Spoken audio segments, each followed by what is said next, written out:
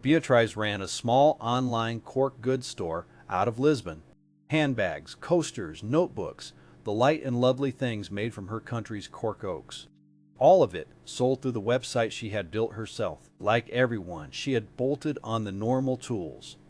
Analytics to see her visitors, a pixel for her ads, the standard cookie banner her shop platform came with. She assumed all that was simply handled. The letter came as an email from a law firm on a gray Lisbon morning. Dear Mrs. Costa, we represent a resident of the European Union who visited your website. Before they gave any consent, your site sent their personal data, their location, what they browse, to servers in the United States. Under Europe's privacy law, the letter said, transferring people's data like that without a lawful basis is illegal. It named the culprits. Analytics that phoned home before consent.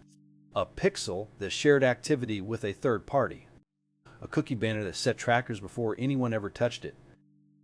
The fines, it warned, can reach 20 million euros, or 4% of a company's worldwide revenue.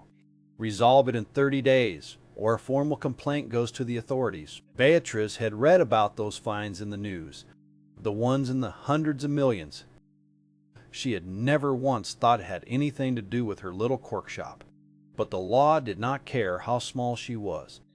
It only cared what her website actually did, so she ran a scan of her own site and watched.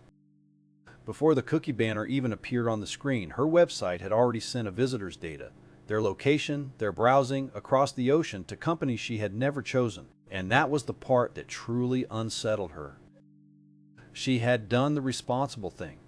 She had a cookie banner, and it had been decorative the entire time, a little pop-up that asked politely while the trackers had already fired behind it. The fines were real. Regulators across Europe had already ruled these exact data transfers unlawful.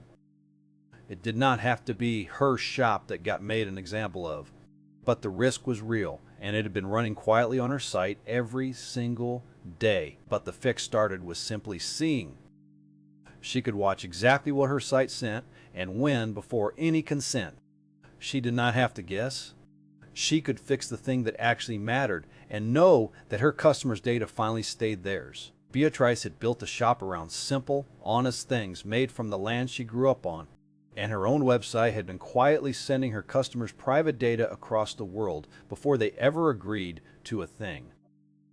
Right up until the day she finally looked. Don't let this be your story. Forensic Consent. See what your site sends before consent for free at ForensicConsent.com. Check the description for more information